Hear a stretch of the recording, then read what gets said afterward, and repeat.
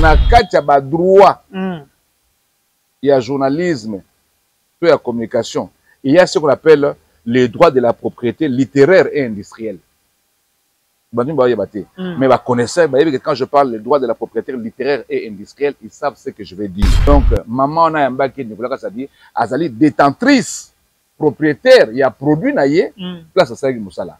Mais elle ne peut pas diffuser ça sans autorisation. Il y a invité naïe. Donc, on s'est à Kabul, on a différentes chaînes et Tambolimbo, Kambobimba, sans au préalable autorisation, il y a invité naïe. Et M. Zaghi Moulaïm, il y a eu une partie belé au honorable Nicolas Kazadi, il a parlé de biens de la République, les biens des chefs de l'État. Mais pourquoi Kadika va partir ça nuisible? Et à ce titre-là, surtout côté de droit des voisins, donc l'année où on a Kati, on a droit d'auteur, elle peut être même poursuivie. Chris Anor, maître plein, le PDG de la chaîne, Gauthier Swadi, Mobile Amandé fois bébé. 100% mutano mwana mateta tongo boso atikala kana nyuma mutute banyusa bien na matete TV président Pros Nsusi de Panama musique politique théâtre sport na matete TV awa bomona ba gag bomona ba film bina proprement dit awa na matete TV yango isiga bakomi abonnez-vous ya rouge allez Dobika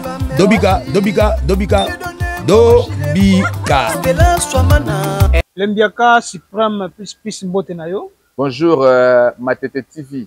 Tokiti les sous poto za ba nouvelle to kim na réseaux sociaux ya koinda tolé moko esalami par rapport à émission ancien ministre à finance Oazali honorable pe député Nicolas Kazadi nungu moko zo salama na émission oyo atournaki na Paulette Kimuntu yo anta ke Lembiaka okolobani. Na koloba eloka liboso Banankini, Bana Congo Mobimba ya monde en général, tous à précédé qu'on dit ma présent, sogna babeng sauté. À chaque chose, il faut tout analyser avant qu'on m'a bête un ma banga. Remarque le boson au sala Nicolas Kazadi a été interviewé en tant que député national, pas en tant que ministre. Et ce point de vue justifier sa position de député national honorable représentant il y a peuple congolais dans le parlement. Donc différence c'est aussi base que Nicolas Kazada parle en tant que ministre, non, il a parlé en tant que député. On a le bosso. Il y a mis balé.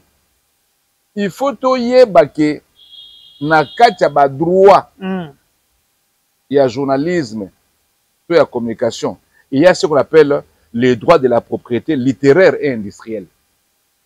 Mais connaissez, quand je parle des droits de la propriété littéraire et industrielle, ils savent ce que je vais dire. Na katia droit wana okuta droit d'auteur et droit des voisins. Donc maman on a un bac qui Nicolas Kassadi, azali détentrice, propriétaire, il y a produit naïe, place à Saïd Moussala.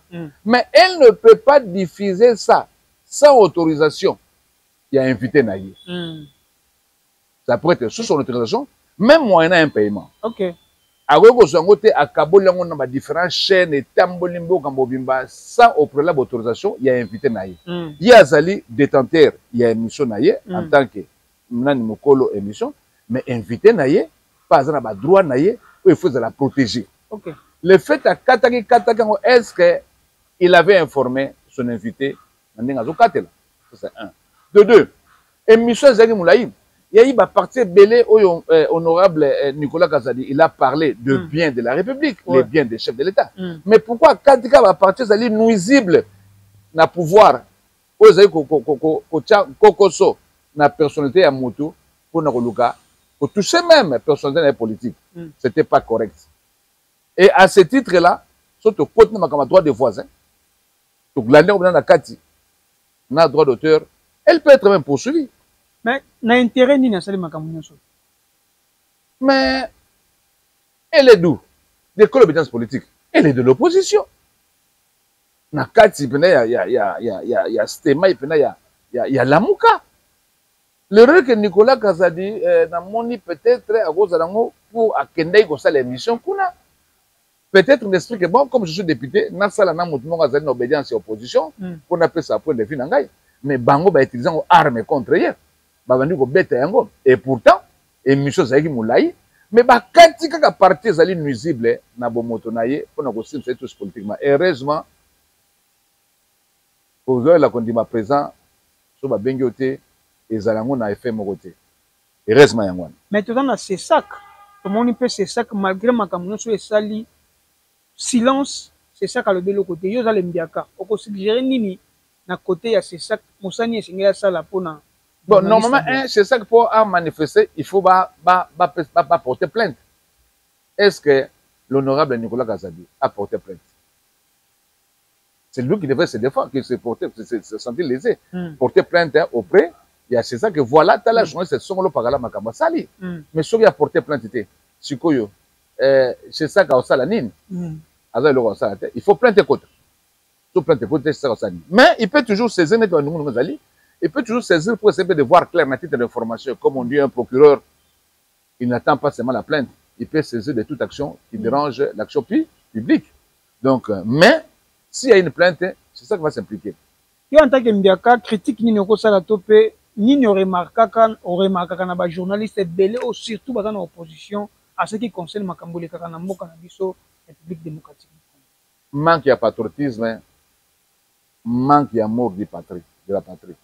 Parce que ce que vous avez dans l'esprit de Mboka, vous pouvez critiquer avec des suggestions pour Makambo Gendiboso. Mais quand on détruit pour faire tomber un régime dans cet esprit-là, je crois que l'opposition est pembeni. L'opposition, il faut épouser les gouvernants, pour changer le mode de gestion pour le peuple à quoi se retrouver. Je pense qu'il faut que la déontologie vraiment. Il y a le journalisme. Ça, c'est le 1. Et puis, débat, mais ça beaucoup plus patriote par rapport à l'acte au bassin qu'on pose dans la communication pour ne pas nous les pays parce que nous avons qu'un seul pays qui est la République démocratique du Congo. Un message n'a pas Mouyaya, il n'est pas dans le même domaine. En tant que ministre média, peut porter par leur gouvernement pendant Makambo et l'Union Sénéki, il est en tant que ministre porte-parole du gouvernement, Nini Sengeli Salam. Il doit veiller sur la bonne marche. Il y a presse. Dans son entièreté, mais je suis un peu navré à constater que place Yazali ministre Naba locaux avant la RTNC, il semblerait que l'agent RTNC, ça fait plus de 6 mois, au foot à maté. Non, c'est une confirmation parce qu'il y a eu des manifestations. Alors je pose la question au ministre Mouyaya. Moi, na bandal, Nkaya bandal, qui nous appelle les sous. Il y a koyo kandenge nini so basali sima ba futa ete ayo kandenge nini to métier toujours na place ya bato ministre ya finance Doudou Famba ministre ya budget Aimé Boje musalo RTNC zo sala bandire ko RTNC zo sala donc vraiment ezab na logique sima ba futa bato te ezali kanai ezali nko to ezali mbongalité. Je crois que ministre Mouyaya, en tant que Ndaloa, na komba bana bandal, na osenga yo ministre Mouyaya, mona ba collègue na yo ya finance, ya budget na finance, bo futa ba travailleur ya MTNT. Ba sapat ba sumaka sika, ekomi ko tengama, ba chemise ezaki pembe, enjuluka komi chocolat. Cela veut dire que, en tout cas, ça la tout, bo futa ba travailleur RTNC, parce que RTNC, des alliés bendera lokumo. Maya Pondu na makometali audiovisuel. Mbiaka tokota na mamboteli Kisasa yoza pena le Mbiaka ya Kisasa. To le laki na ebandelia wa le nouveau gouverneur a osalate batan ebele tout ça to moni lelo qui ne zongeli chantier partout en télézo salam okolobani. Das ma kolopante. Ndengini. Trop de temps. Bazota la en fait c'est pas le gouverneur hein. Et c'est le constructeur bango bazwa sa misala wana bazolta la nécessité il y a urgence au toi nangote na l'église de la bon marché il y a cela 5 jours on a regretté flambeau comme mai na mai kabasel na kabasel na moni camion mo yego décharger ba brique avec 5 personnes va décharger la brique donc misala zo sa na lanterne moko na yebité ceux qui ba osala on a dit komina so ba osala on esla kakikoye. So on esprit ya keto na comprendre te ba travaux ndenge on a Kinshasa madame la première ministre bo pesa ngo génie militaire net na lekaki na Rwakadingi na monde ba timboli c'est bien beau mais aussi la camp chanter partout beau pesango génie militaire beau pesango beau besoin marcher surtout autour azana beau pesa génie militaire bon moi ndenge musale ko sala parce que génie militaire azana effectif moko il y a ululu bako sala matin midi soir 24 au moins musala il y a 2 semaines ça 2 semaines mais autre monde na ba constructeur wana papa musala 2 semaines et ça 4 mois la preuve est que talaka flambeau na kota kota ça na bika zoka flambeau ko banaka bralima ti obimana na kabambar et ko sala mande ngona ti yango bakisi embouteillage apa mais e bakisi ti de e koti bo potu nyamu mbilinga na nzela yanga to senga gouverneur de Kinshasa négocier na génie militaire à travers maman premier ministre na ministre de défense génie militaire à côté de la terre au moment où ma commission changer. Mais tout le monde est à travaux à Zando. Pourquoi jusqu'à présent Zando apparemment ici là mais Manzela inauguration dans les possible. Manzela ma ko inaugurer ndenge papa place on écoute à 80 000 personnes par jour. Et surtout 80 000 personnes ça veut dire que et comment donc ça la presque 24 heures sur 24 heures. Donc ba entrer peuvent ça belé ba sortir ça les belé. Il faut que les petits ba sortir il faut que les petits na croix rouge, ti na kabamba. Dans tous les alentours, il faut kumbango y nango ti na venir du marché aucun même ti la venir Kasaï. Parce que c'est le plus grand marché Afrique centrale. Par contre, c'est la monde qui boudité. Parce que c'est celle qui boudit parce qu'il faut évacuation il y a immondice, il faut un camion ba chambre fois de cocotte et puis il faut bétonnage ba camion ba citerne le côté pour et ça ma sécurité. C'est pour cela ils ont trop tardé. Ba ça la recours ma nos alentours na génie militaire. Je crois qu'on va avancer au monde à dire à travaux économiques et ça ne refuse. Quel bilan aux autres salles depuis Maman June Subimwa a commis première ministre à la République démocratique du Congo? Maman Subimwa, tu fais ce mot de musique, mot de localo, mot de Bolinga Congo, mot de lokumu. Mais le lokumu wana, tu vois que le lokumu bana Congo ba oliate. Tu es cause à la bien. Mais si vous avez moi yo bien et ça te asala makasi asala vraiment kasi ya kuboma douane eleki cher maman premier ministre ba importateur ya ba denrées de première nécessité ya ba vivre frère ba mona pasi alors to senga na lisusu o meka kotala na niveau ya conseil des ministres bobuka douane bokitsa pena douane pour ba produit douane le plus cher au monde dans le Congo oui ya biso ba kitsa pena douane makasi et puis pas veiller sur ba mesure baza ko pour na ba importation parce que ba agence mingi na matadi ti lelo so ko nyoko futisa ba TVA ndenge toyokeli ba rapport tozui na kolandisa pe na kotalisa lokumu ndenge mokonzi mboka atamisa mboka tomoi na port ya matadi ba travaux eza ko continuer na mwanda na banana ba travaux eza ko continuer eza ko pesa likia mais avant que moi ekota ba kinois na ba kinois maman premier ministre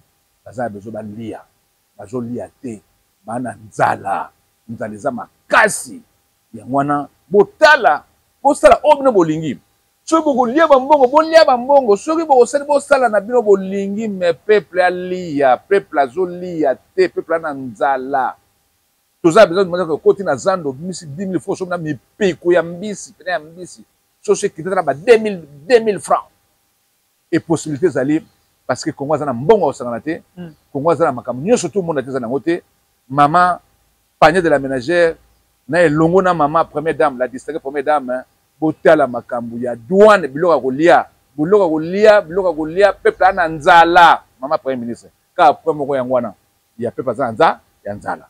Dans le même ordre d'idée tout le monde basali liste ya ba port illégal fictif ok mokonza mboka sia beta loboko na mesa pona ba port wana bakanga yango comment il continue kaka ko parce que l'homme qui fait place qu'il faut au moni tango bazu ba pesi transport pa mwana mboka igwe ba imoto Jean-Pierre Bemba Alexis Mobile te Alexis Mobile les to singa ba ministre ni surtout ba exécutif ni surtout place bazali balanda exemple ya mwana mboka Jean-Pierre Bemba depuis guerre bandaki tande ngakei atiki baninga musika la place a commis ok des choses pendant des années et ça la magaté mais tant moi na mobala telemi Congo telemi yango to senga ba Congo ba telema parce que telemité mboko yo et aux akana ba genou et pourtant mboko est à niveau ya ba oba. Merci beaucoup.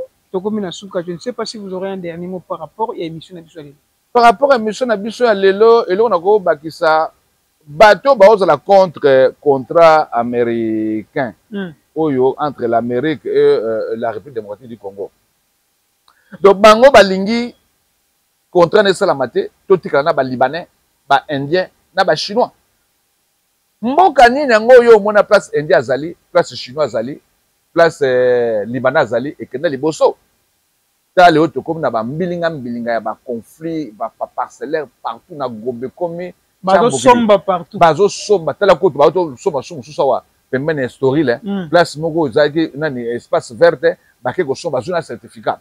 Mboka nini yango papa mokonza mboka, mama premier ministre. Mboka nini yango bino bomona pena ke ba chinois, ba indien, ba libanais ba développer yango ezalaka te pe kozala te. Yango na to senga toujours na mokonza mboka. Toko nyoko rappeler. Tozonga nano na système colonial parce que le système colonial ezalaki na ba niveau ya ba ministère nyonso tout, organisation, développement, système à travail. Tozonga nano na administration belge, comment est-ce que l'administration belge fonctionnait à l'époque étant coloniale. Tout ozongi kuna omona ke makambo ebele eko changer. Même pas tout le baké ba belge ba zonga te, mais quand on parle que ba belge ba zonga, ba pesa ba belge privilège ya kozala na ba droit ba congolais ba par exemple le droit foncier. Ou les ba na ba contrat nani contrat ordinaire. Ba pesa ba belge contrat perpétuel. Ba pesa ba avantage o ba congolais ba nango. Soki ba belge ba zongi leo na Congo, na ndenge ba américain ba za koya.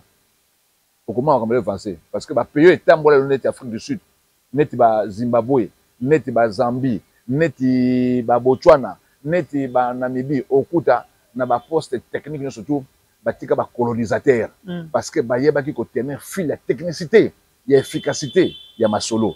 Mais biso to kubi biso mon organisation to kokité, en fait to kokité. Mais to kokité, monsieur le président de la République, to zongela système ya ba belge a forcerie to pesa ba belge ba avantage. Nous surtout ba konza nango soki belge ye no kwa koti no kwa vandi to komona makambele ko ça ko changer. Mbote na ba kinois to tia elikia to soutenir mokonzi ya mboka, to soutenir ba négociation, machon spécial na mama kai kwamba na musala zo sala na équipe na mobimba. Je crois que papa mokonzi ya mboka pese mboka pa nzambe avec Dieu. Nous allons gagner avec Dieu. Nous allons développer. Prophétie à papa Simon Kimbango et vous allez trahiter les autres salama pe monani ils ont semblé ça pe ils ont kende na ndenge ya kitoko. Check. C'est pas pareil. Merci beaucoup.